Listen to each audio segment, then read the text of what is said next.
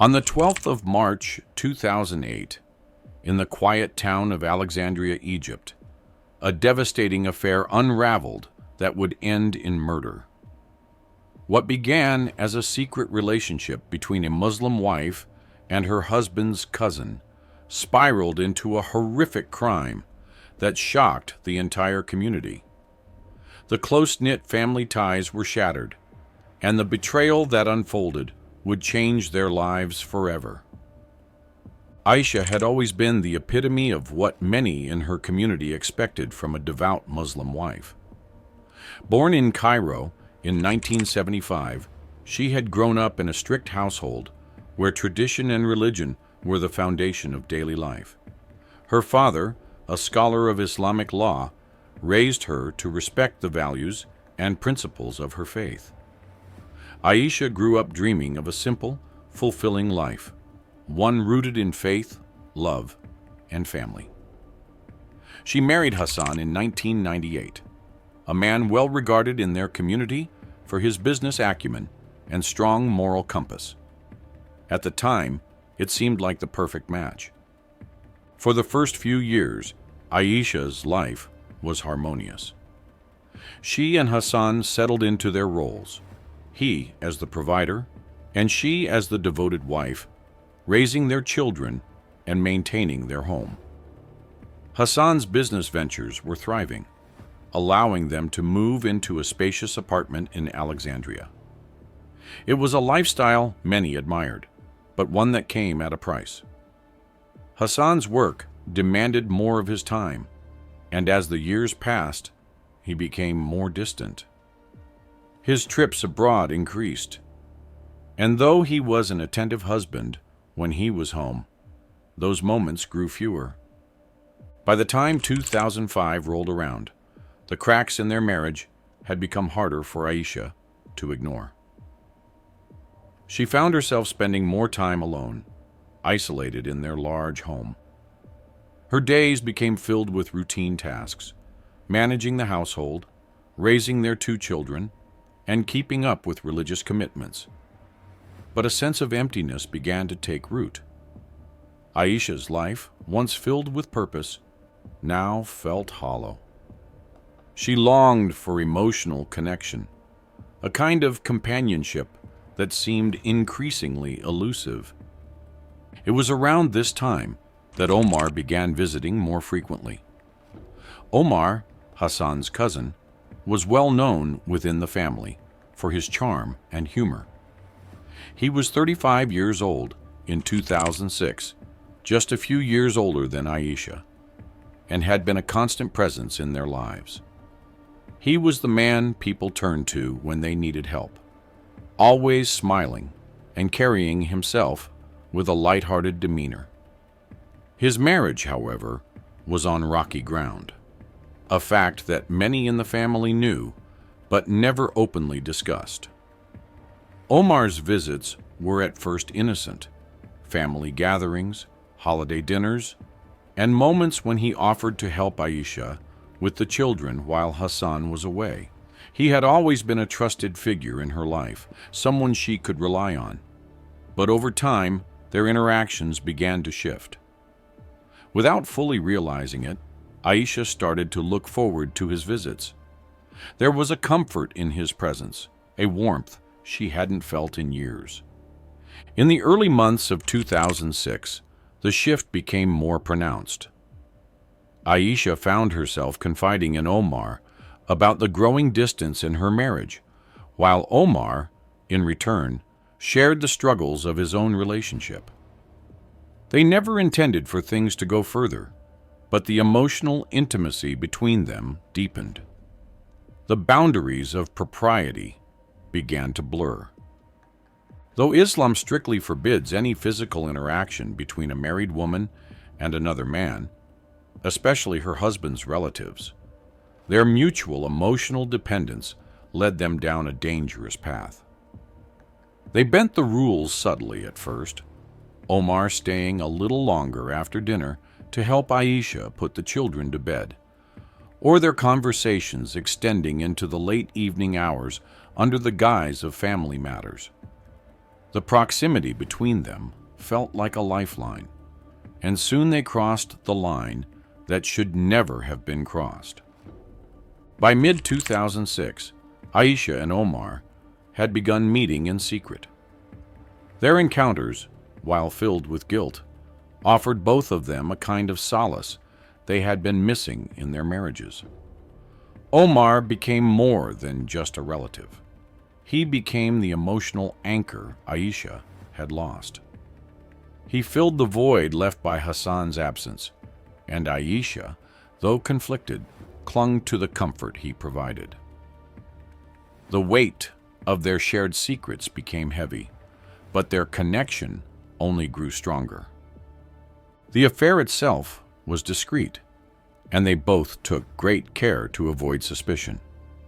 It was a delicate balance, keeping their relationship hidden while maintaining the facade of normalcy in their respective marriages. Aisha continued to present herself as the dutiful wife and mother, performing her religious duties and maintaining the home with precision. But behind the scenes, her heart was divided. She prayed for guidance, for clarity, but the temptation to remain connected to Omar was too strong. By late 2007, their relationship had reached a point of no return. Each meeting was fraught with the fear of being discovered, but neither Aisha nor Omar could pull themselves away.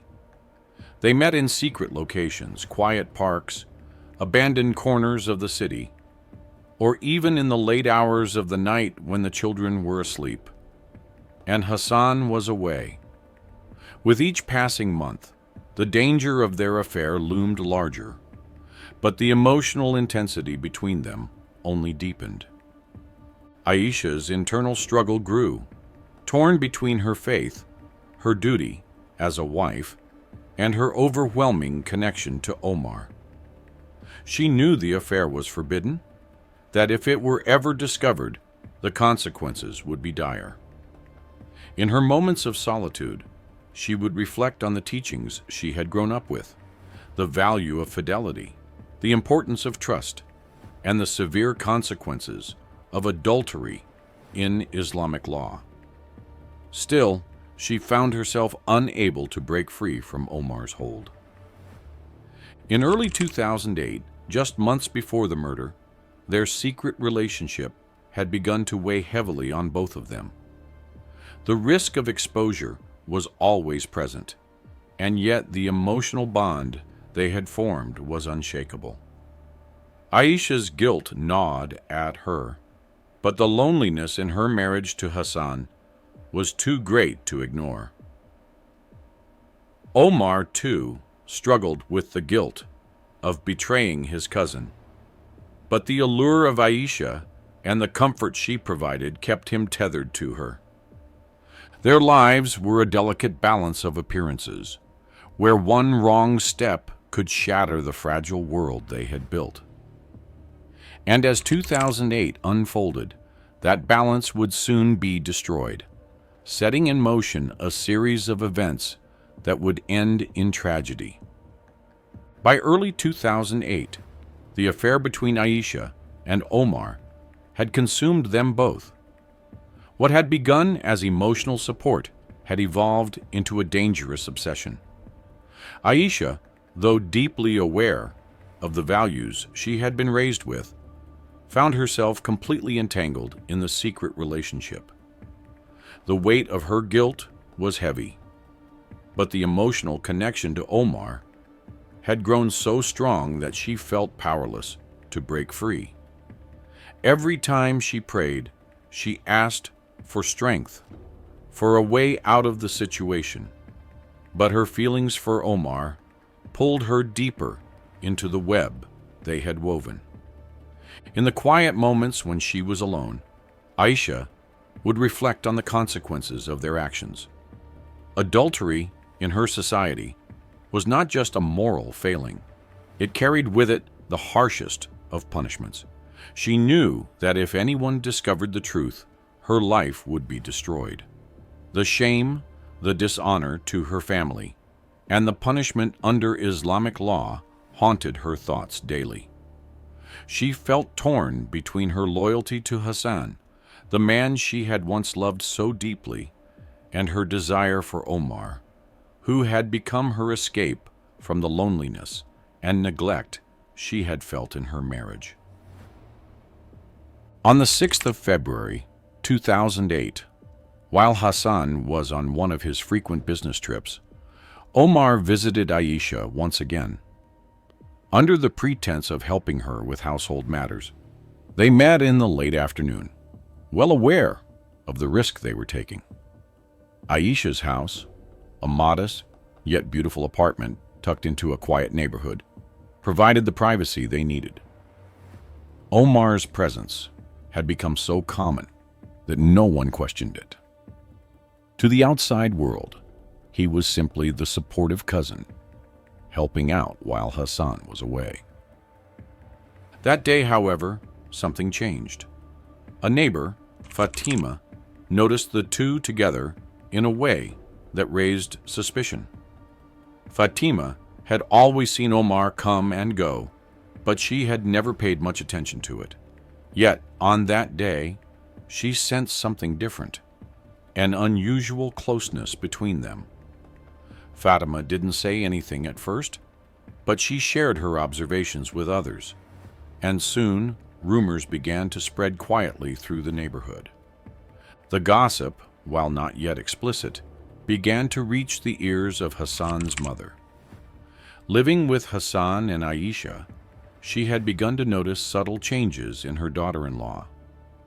Aisha, once calm and composed, now seemed anxious and distracted. Her phone calls had become more secretive, and her interactions with Omar, though still outwardly appropriate, carried a tension that hadn't been there before. Hassan's mother, a wise woman who had seen many things in her lifetime, began to grow suspicious. When Hassan returned from his trip in early March, his mother mentioned her concerns. She spoke carefully, not wanting to accuse Aisha of anything without proof, but she urged Hassan to pay closer attention. She spoke about the changes she had observed, how Aisha seemed distant and tense, and how Omar's visits had become more frequent. Hassan, though initially dismissive, couldn't shake the feeling that something was amiss. He decided to keep a closer eye on things, but he had no idea that everything would soon spiral out of control. The night of March 12, 2008, changed everything. Omar, unable to stay away, visited Aisha once again, but this time it was under the cover of darkness. The streets were quiet, and Aisha's home, usually filled with the sounds of her children, was eerily silent. She had put the children to bed, and the house was calm. Omar arrived late, just after 9 p.m., slipping into the house as he had done many times before. They thought they were safe, that the night would pass without incident. But fate had other plans. That evening, Hassan returned home unexpectedly early. He had cut his trip short, deciding to surprise his wife. As he entered the house, the sound of hushed voices reached his ears from the kitchen. At first he thought nothing of it, assuming Aisha was speaking to someone over the phone. But as he moved closer, the voices became clearer, and he recognized Omar's tone. Suspicion turned to anger as he rushed toward the kitchen.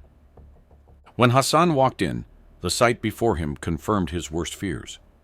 Aisha and Omar were too close, their interaction too intimate. In that moment, everything unraveled. Hassan, furious and betrayed, confronted them, his voice shaking with rage. He accused Omar of the ultimate betrayal, of violating the trust of family, of dishonoring him and his marriage. Omar, caught off guard, tried to calm him, but the situation had already escalated beyond control. The argument between the three of them grew heated.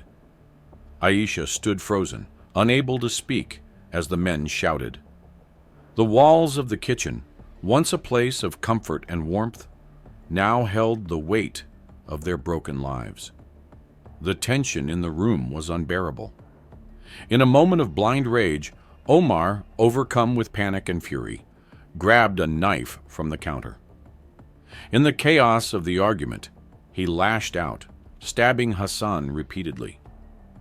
Aisha could only watch in horror as her husband collapsed to the floor, blood pooling around him.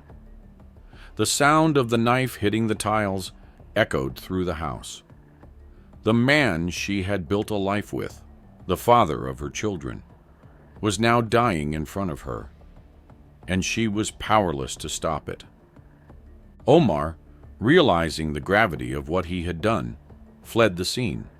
He didn't say a word, just turned and ran, leaving Aisha alone with the consequences of their actions. The house, once filled with love and life, now stood in silence, save for the soft sound of Hassan's labored breathing as it slowed to nothing. At 11:35 p.m., Aisha, panicked and shaking, called the police. Her voice trembled as she told the operator that her husband had been attacked by an intruder. It was a lie, a desperate attempt to cover the truth. But even as she spoke the words, she knew that her story would fall apart.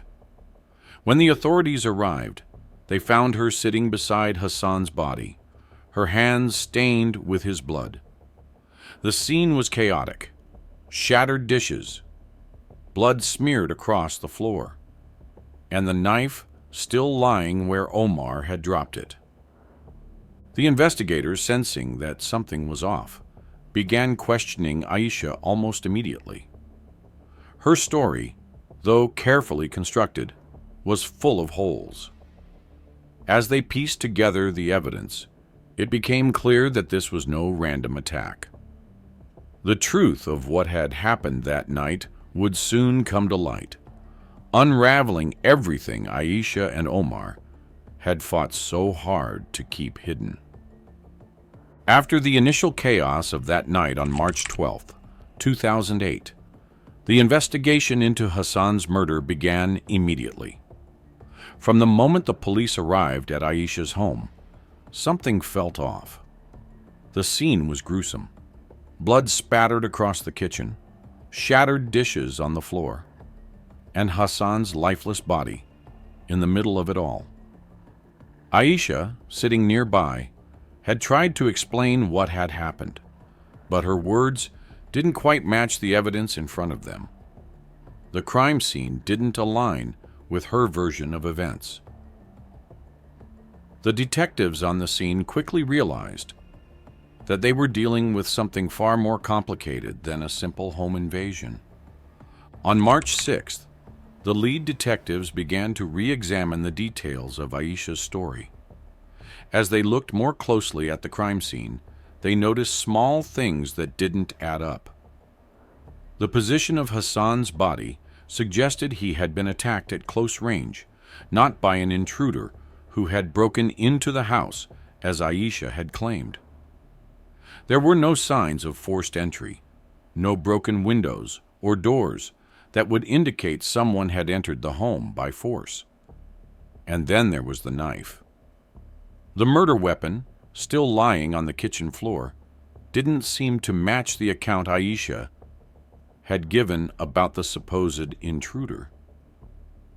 As the days went on, the detectives began interviewing neighbors and family members. They spoke to Fatima, the neighbor who had noticed Omar visiting more frequently in recent months. Fatima's account of seeing Omar at the house just before the murder sent red flags flying. She had mentioned how close Aisha and Omar had seemed, but until now it hadn't been anything more than a passing observation. Now, in light of the murder, it took on a much darker meaning. By March 8th, the investigation took a more serious turn. Omar was brought in for questioning. He had been elusive in the days following the murder, avoiding contact with the family and offering vague excuses for his absence. When the detectives sat him down, they noticed immediately that he was nervous. He tried to maintain his composure, but his hands trembled slightly, and his voice had an edge of tension that betrayed his anxiety. The detectives couldn't help but notice the small cut on his hand, something he hadn't mentioned when they asked about his whereabouts on the night of the murder. Omar's story didn't hold up. He claimed to have been nowhere near Aish Waya's house that night, but when the detectives pressed him, he became increasingly defensive. The more they questioned him, the more inconsistencies began to appear. His alibi was weak, and when asked to provide specific details, he faltered. The detectives knew they were getting closer to the truth, but they needed solid evidence to link him directly to the crime. In the days that followed, the investigation intensified.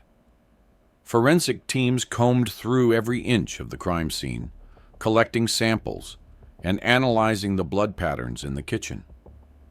The knife, still smeared with Hassan's blood, became the key piece of evidence.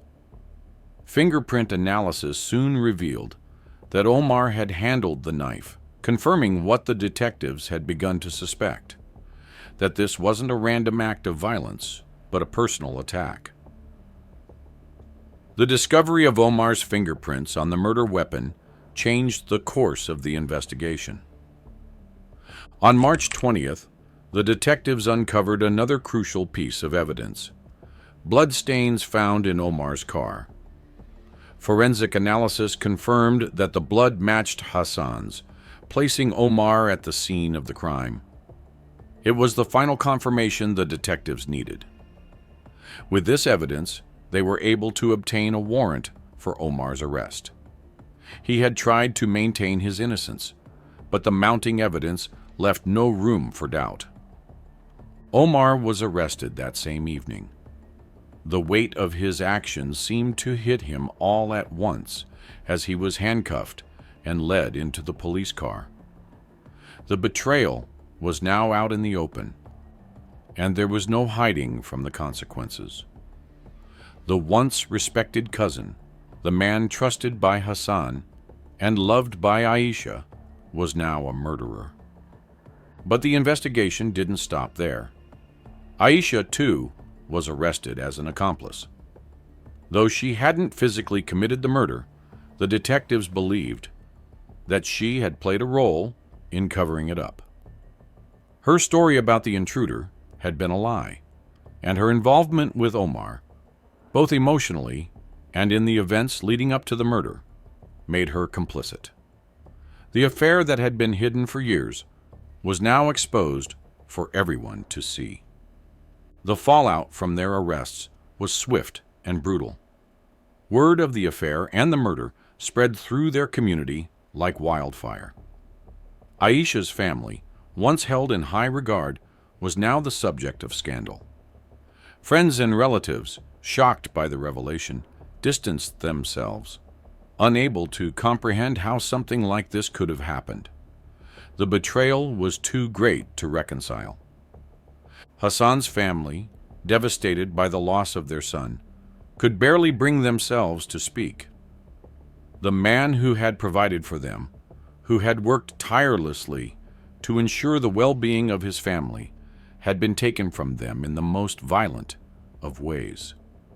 And the woman they had once called their daughter-in-law was now at the center of the tragedy. It was more than they could bear. For Omar and Aisha, the arrest was the end of the life they had once known. The bond that had drawn them together, so strong in the beginning, had now become their undoing. What had started as a secret love had ended in bloodshed. And there was no turning back. The truth was out, and the consequences were inescapable. The days leading up to their trial were filled with silence. The emotional connection that had once brought Aisha and Omar together now felt like a distant memory, overshadowed by the enormity of their crime. They had destroyed not only their own lives, but the lives of those around them. The affair, once their escape, had become their downfall. The trial began on the 14th of May, 2008. In court, Aisha and Omar's secret affair was laid bare, and the prosecution painted a vivid picture of the events leading up to the murder. The emotional and religious weight of the case was heavy, given the strict Islamic rules against adultery. Community members were shocked, and the scandalous details of the affair became the talk of the town. During the trial, Omar confessed to the murder, but claimed it was a crime of passion. Aisha, on the other hand, pleaded for leniency, stating that she had been manipulated and did not want the situation to end in violence. However, the evidence against her as an accomplice was overwhelming. On the 20th of August, 2008, Omar was sentenced to life in prison for murder. Aisha, though spared the death penalty under Islamic law, was sentenced to 20 years for her role in covering up the crime and her involvement in the affair. The community was left reeling from the betrayal. The story of a secret love turned deadly became a cautionary tale of how desire and betrayal could destroy not only lives, but entire families. The once close-knit family was now shattered. Aisha's children were left without their mother and father. Omar's family disowned him, and the entire community was left to grapple with the tragedy that unfolded from a forbidden relationship. The murder left a scar on everyone involved, and the memory of the crime would haunt the community for years to come. This was not just a story of betrayal, but a tragic reminder of the consequences that come when trust and loyalty are broken. What began as a secret affair turned into a devastating crime that tore apart the lives of those involved. You can also check out this case where a wife's forbidden affair with her Muslim neighbor ends in murder. Don't forget to like and subscribe. You don't miss out on our insane cases.